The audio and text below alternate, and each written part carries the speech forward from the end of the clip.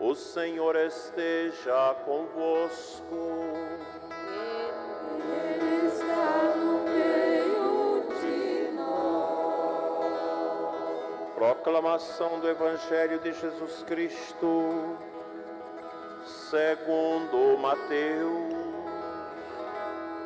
Glória a vós, Senhor.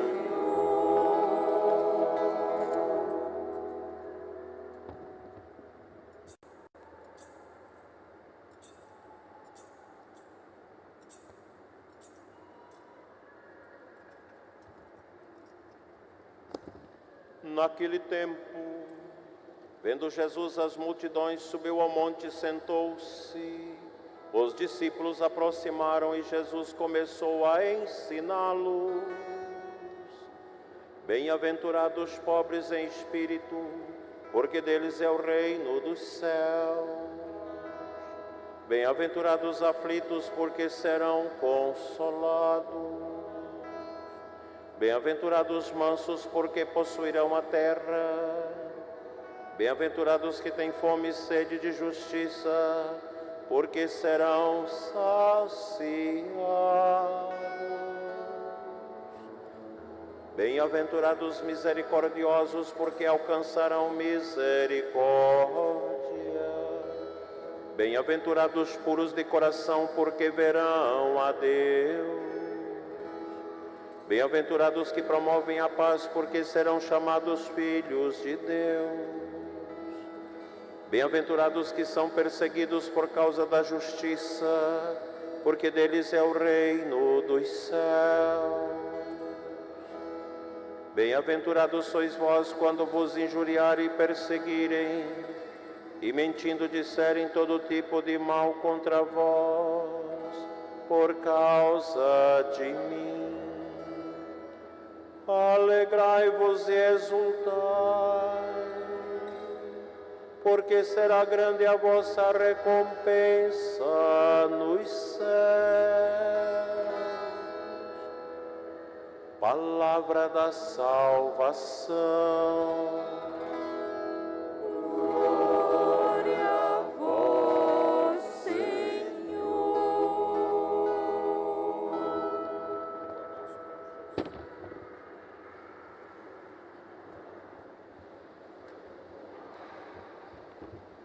Amados irmãos, diletos radiovintes, internautas, numa única celebração, a liturgia da Igreja nos convida a rendermos graças a Deus por todos os nossos santos e santas, que antecipadamente se encontram na glória de Deus em virtude dos méritos da paixão de nosso Senhor. Deixa eu ver se esse microfone está melhor do que isso.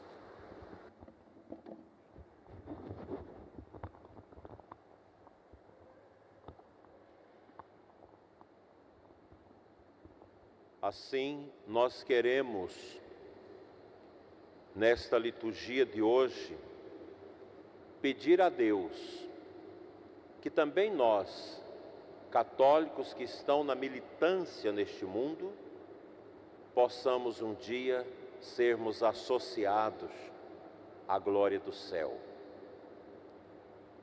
De lá nós viemos. Deus nos criou. No momento da nossa concepção, encarnou o nosso espírito na matéria que nós carregamos. E a caminhada nossa neste mundo é uma volta para Deus. O nosso caminho é sempre uma volta de onde nós saímos. O nosso coração sente saudade de Deus. Dentro de nós há uma realidade que só Ele, na sua infinita bondade, pode nos preencher. Isso é bonito. O ser humano não consegue planificar a si mesmo neste mundo. O mundo não tem o necessário para preencher de sentido a nossa existência.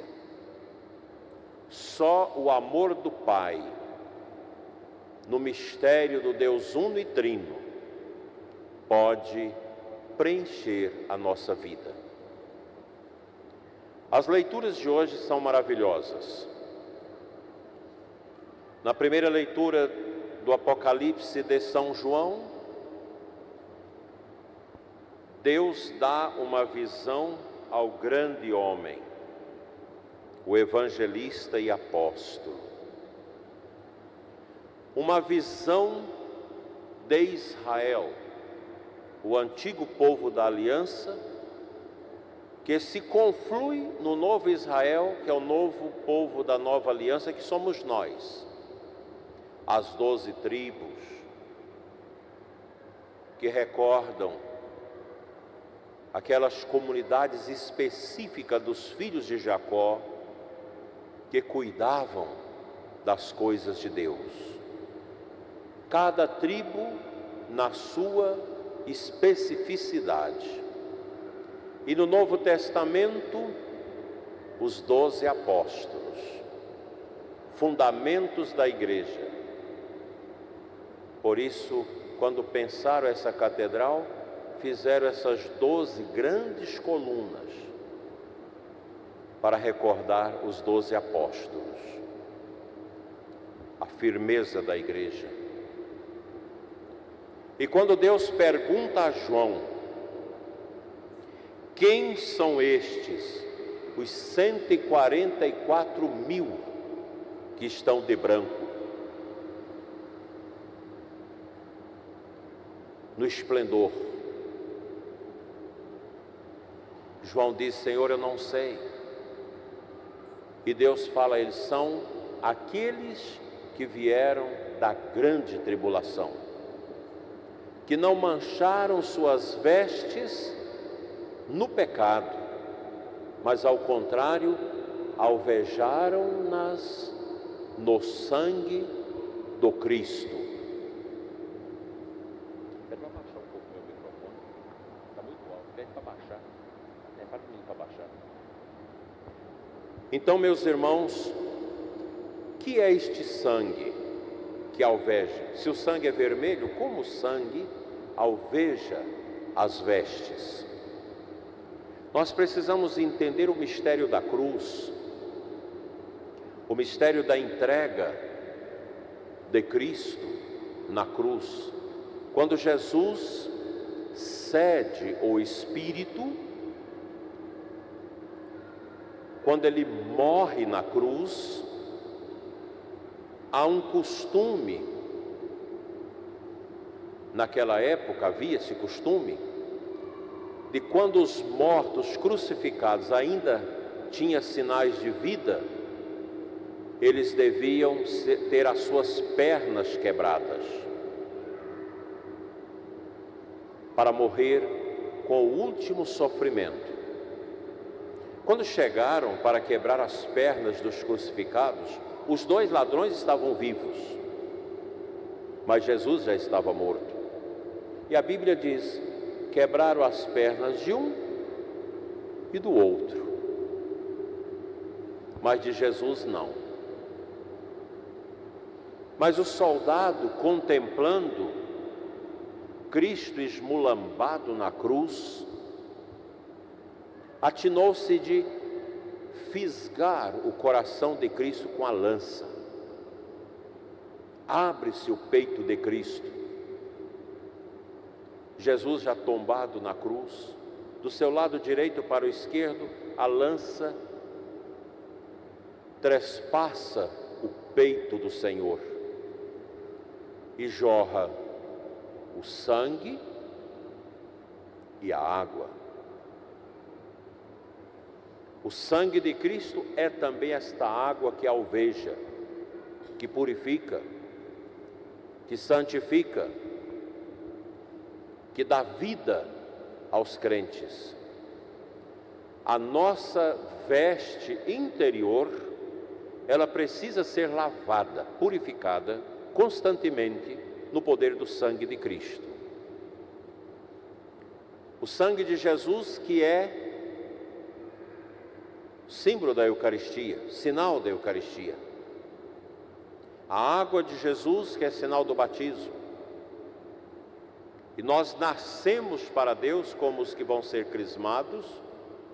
O Espírito nos incendeia nesse fogo, e a Eucaristia, que é o sangue de Cristo, nos lava. Nos lava a cada vez que nós comungamos, para sermos homens e mulheres, não melhores do que ninguém neste mundo, mas diferentes, porque a nossa escritura foi dada a Deus, através de Cristo. Cristo nos adquiriu pelo sangue que jorrou da cruz. E nós somos chamados a enfrentar a vida, a passar por cima das tribulações, porque nós queremos ser contados entre os que serão salvos. Quem são os que são salvos? Os que passaram pelas tribulações e não contaminaram suas vidas com o pecado. Todos nós temos tribulações. Ninguém está isento das tribulações, dos sofrimentos, dos desafios, das perdas, das dores, das decepções, enfim, de tantas e tantas coisas que ao longo da vida nós vamos enfrentando. E é interessante que o cristão não teme. Nós não tememos, como cristãos, as tribulações deste mundo, nem as perseguições. Quando a igreja se tornou forte? Nas perseguições. E certamente uma grande perseguição virá sobre a igreja, como já está acontecendo. A igreja será perseguida. Muitos morrerão, como já estão a morrer. Mas é aí que a igreja ganhará força, para mostrar para o mundo que os cristãos não são apegados nem ao seu corpo, a nada. Nada deve nos prender neste mundo cadavérico e passageiro, porque o nosso coração está em Deus. Daqui a pouco, na oração eucarística, o sacerdote diz: corações ao alto, nos chamando para irmos ao alto, para consagrarmos o pão e o vinho. E a assembleia do povo de Deus na igreja vai dizer: o nosso coração está em Deus. Quem tem o seu coração em Deus tem a maior riqueza. E o nosso coração em Deus vai nos dar a força, a sabedoria, o entendimento, a ciência, a fortaleza, o temor divino, para enfrentar com estes dons do Espírito as adversidades. Como é importante para os jovens que conheceram Jesus, que decidiram por Ele, porque eles se tornam jovens diferentes. É tão bonito isso. Você contemplar os nossos jovens católicos que amam a igreja, que vivem os sacramentos, que confessam seus pecados, que vão à missa, que rezam seu terço, que têm amor à sua família, que têm honestidade no coração. Como é bonito a nossa juventude, tão pouca, mas nós temos jovens de muito valor na igreja, que vão segurar a tradição da igreja, que vão testemunhar para o mundo a santidade, como testemunhou Carla Cutts, que agora foi beatificado. Adolescente, santo, amoroso à Eucaristia, cujo exemplo trouxe a conversão para os seus pais, que hoje vive a sua fé, os seus irmãos, em razão do amor daquele menino, um jovem como os outros, mas que no interior tinha dado a escritura da sua vida a Deus. É o que falta, meus irmãos, nas famílias, no nosso tempo. Famílias do céu aqui na terra. Esposo e esposa unidos pelo poder do sangue de Cristo. Filhos que enxergam nos seus pais um exemplo. Pais que dá força aos seus filhos. Porque o que falta na educação das nossas crianças hoje é passar para elas a fortaleza. Famílias que não colocam limites nos seus filhos, que não colocam barreiras a uma vontade que se quer inclinar para o mal, não vai educar bem os seus filhos. Os filhos precisam saber que há limites para que eles tenham caráter e fortaleza. Filhos que fazem tudo o que querem vão ser problemas, vão cair no mundanismo, nas drogas, porque não tem firmeza de caráter. Agora mesmo vim de Cavalcante, passando numa das barreiras da polícia, estava a nossa polícia militar, aguerrida, com um carro chique, todo aberto, capô, vistoriando tudo. E no chão, 3 jovens algemados, de bruço com as mãos para trás, agoniados no chão, marginais. Na hora eu pensei, quem são os pais? Ainda comentei com o menino que estava comigo. Que tristeza para uma mãe saber do negócio desse. A ausência da família, a ausência de valores, a ausência de firmeza, a falta de um pai que tem pulso, de uma mãe que tem voz para colocar os limites e a disciplina nos seus filhos. Guarda a ordem e a ordem te guardará. Isso é um provérbio latino de quase 3.000 anos. Família precisa ter ordem. E a ordem na família deve vir das bem-aventuranças do Evangelho. Quando Jesus fala, bem-aventurados os pobres em espírito, uma família cheia de vaidade, que quer dar tudo para os filhos, coloca-os a perder.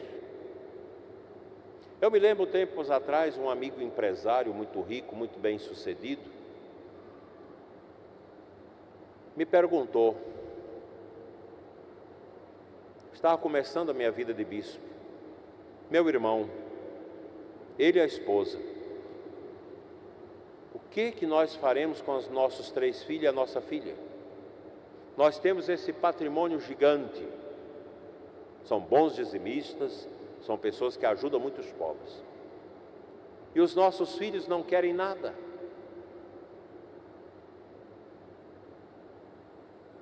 O pai, bastava o menino tirar a carteira que dava um carrão. A menina, cheia de presente e tantas coisas. No meu coração veio uma sabedoria do Espírito.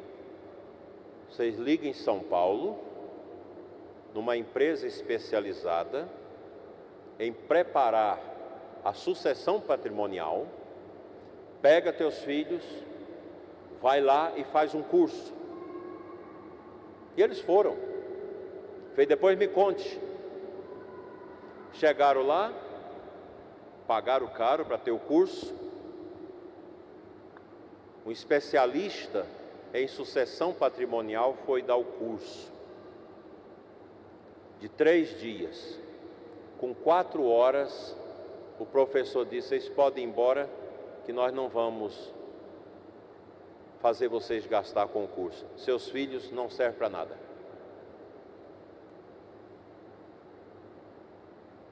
Começava a falar os meninos dormindo,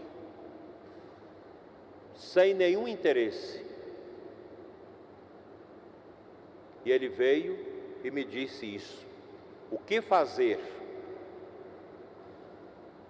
Eu disse, vocês vão botar ordem na casa de vocês?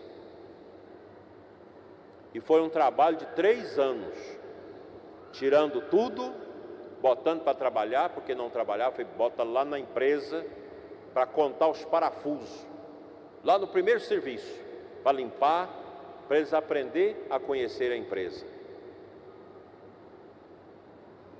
E há pouco tempo me disse que parece que está mudando, porque não souberam educar os filhos, não souberam passar isso, vida de pobreza.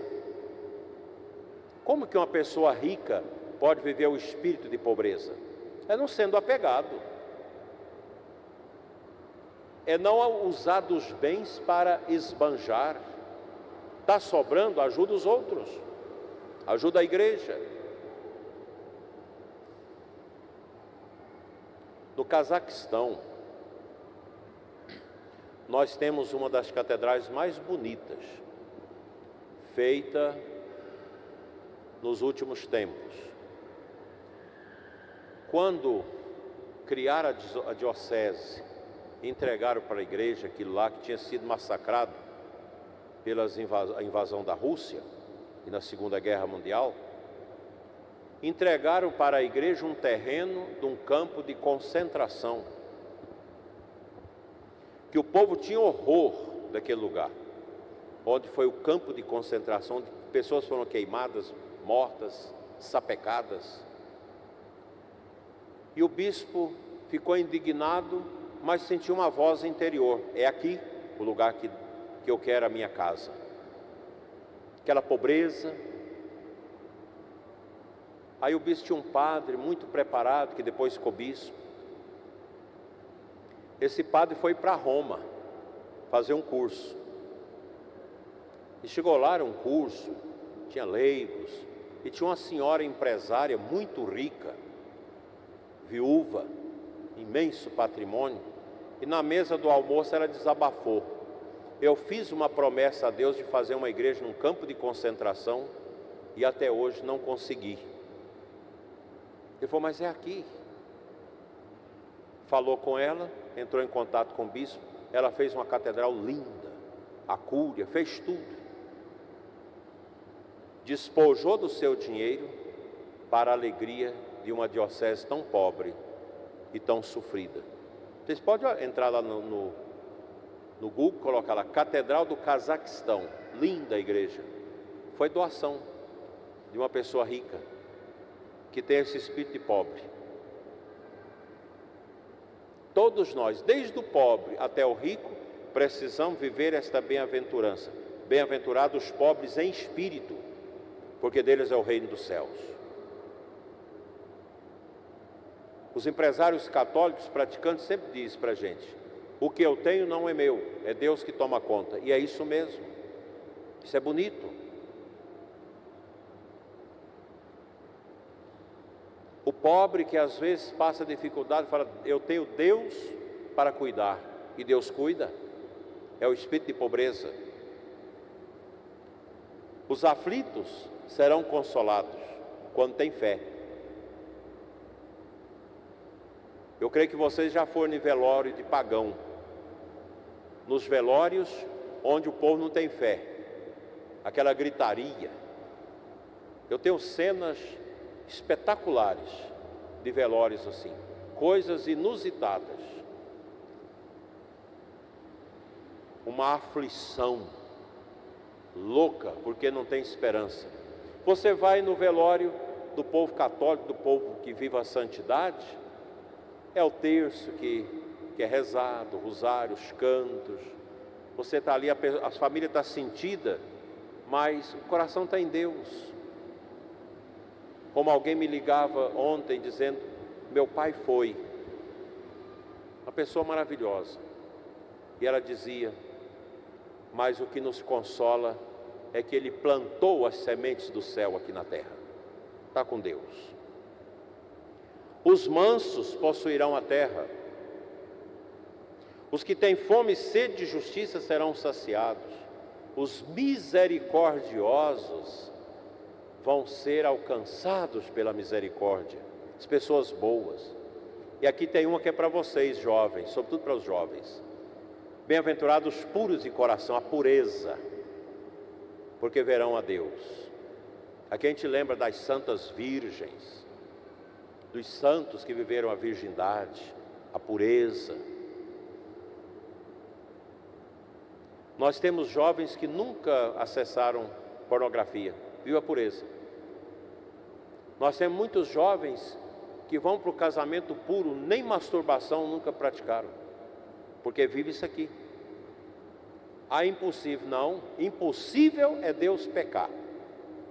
A santidade não é impossível. E a santidade, ela traz uma paz muito grande no coração de todos nós. Assim, meus irmãos, o Senhor nos convida nesta noite a tomarmos posse desse convite à santidade. Vamos aprender que o mundo não é a plataforma do cristão. A plataforma nossa é o céu. Nós estamos no mundo e Jesus fala, mas não somos do mundo. Nós não pertencemos a esses esquemas esquisitos, mentirosos, corruptos, depravados que vive esse mundo. A nossa plataforma é o céu. E nós vamos caminhar para lá. Por isso, como buscar a santidade? É muito simples. Faça da sua casa uma igreja doméstica, dizia São João Paulo II. Lugar de oração, uma família que reza o terço, uma família que o esposo e a esposa rezam juntos, visita o Santíssimo de vez em quando para rezar pela família e pelos filhos. As coisas da santidade são simples. Devolver seu dízimo. Hoje nós tivemos aqui a dinâmica bonita sobre o dízimo. O dízimo é a fonte maravilhosa de santidade. Quantos empresários quebrados que vêm falar com a gente, pedir oração, pedir orientação. A primeira coisa que eu pergunto, devolve o dízimo? Não, deixei de devolver há muito tempo. Começa, mesmo quebrado, começa a devolver seu dízimo. E Deus vai agir, vai tirar essa agonia, vai te dar inteligência, vai despertar os dons do Espírito Santo para você recomeçar. Gente, isso é bonito. O dízimo é a primeira fonte de cura. A primeira cura nossa tem que passar pelo bolso. É pelo bolso. Eu não posso apropriar-me daquilo que é de Deus. Você é aposentado, você é assalariado. Os 10% do que você recebe não te pertence, pertence a Deus. Ah, eu sou empresário, eu não sei quanto ganha. Soma todas as suas despesas do mês e 10% de tudo que você gastou na sua casa, no seu carro, suas despesas, é o seu dízimo. Faça a experiência. A santidade está nesta consciência da nossa liberdade diante do dinheiro. Quem não tem essa liberdade, não cresce espiritualmente. Porque eu venço o meu egoísmo devolvendo meu dízimo. Conscientemente. Ninguém paga dízimo, a gente devolve, não é nosso, é de Deus. Ah, mas eu não tenho coragem. Então você vai rezar para ter coragem. Vocês que não são dizimistas, ah, porque eu não dou meu dízimo na igreja, eu não confio na igreja, eu não confio no conselho da igreja. Deixa de bobagem, isso é egoísmo, é coisa do demônio. Vocês que não são dizimistas, vocês vão rezar agora nesse mês de novembro, amanhã no cemitério. Vai rezar o mês de dezembro, vai visitar o presépio do menino Jesus, a pobreza de Cristo. E depois da Epifania, depois da festa de Reis, você vai sentir no seu coração o desejo de ser um dizimista, autêntico. Comece. Se você não tem coragem, não devolva seu dízimo. Se você ainda está agarrado se você ainda está como aquela erva daninha que cresceu na cachopa de uma gameleira, você está ali pregado, não devolva seu dízimo. Mas no momento que você desapregar, devolva seu dízimo. Faça a experiência, e a Bíblia nos promete, a palavra de Deus, que a nossa aljava será restabelecida. Cristão que não devolve o dízimo, não cresce espiritualmente, não tem prosperidade na virtude, na prática das virtudes, não tem prosperidade na fé, nos negócios e nas coisas. O dízimo, meus irmãos, ele é uma espécie de teia espiritual que me protege, não só os bens, mas a minha vida, para que eu não caia nas armadilhas do demônio. Por que esses nossos irmãos cometem corrupção? Porque não são dizimistas. Pode ir lá conferir com todos que estão presos, ou que estão com processos na Lava Jato. Ninguém é dizimista. Ninguém. Alguns até doavam coisas para a igreja, mas não dizimistas. Fazendo barganha, vou dar esse dinheiro para a Polícia Federal não me pegar.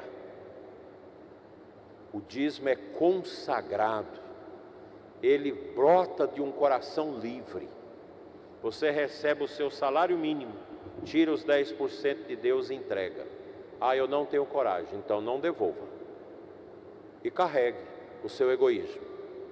Tem coragem? Faça a experiência. Eu falo disso porque eu tenho experiência disso na minha família. Só fazer experiência. Dízimo é a questão de experiência. Santidade só vem pelo bolso. Se não for pelo bolso, não vai. Se a gente não desapegar, a santidade não vem. Você está amarrado. Você está grudado com o seu dinheiro. Grudado nas suas coisas. Ninguém vai levar nada quando morrer. Nós chegamos sem nada e vamos sair sem nada desse mundo. Nos nascemos e nos terminaremos a nossa vida. Para que orgulho? Para que soberba? Para que apego? Sejamos desapegados. Eu tenho um amigo empresário que ele começou com uma lojinha pequena. Eu que celebrei seu casamento, batizei todos os filhos, já celebrei os 25 anos de casamento, já vamos celebrar os 30. Hoje é um grande empresário. Quando ele mudou para uma capital, ele foi na paróquia devolver o dízimo, a secretária não quis receber, pensou que era lavagem de dinheiro.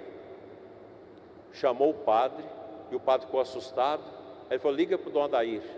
Aí que ele me ligou, falei: não, é um homem, ele devolve o dízimo na paróquia onde ele está. Um dízimo grande, dízimo correto. O dízimo que ele devolveu lá na paróquia era maior do que o dízimo da paróquia 3, 4, 5 vezes. Hoje essa paróquia onde ele é dizimista ajuda as paróquias pobres, com o dízimo de um grande empresário. Basta olharmos a Colgate. Colgate é protestante. O Colgate cresceu devolvendo o dízimo. E até hoje, a Colgate é uma das maiores empresas que devolve o maior dízimo nos Estados Unidos. Quando você compra a pasta Colgate, eles estão devolvendo o dízimo do lucro. É impressionante. E a empresa só cresce.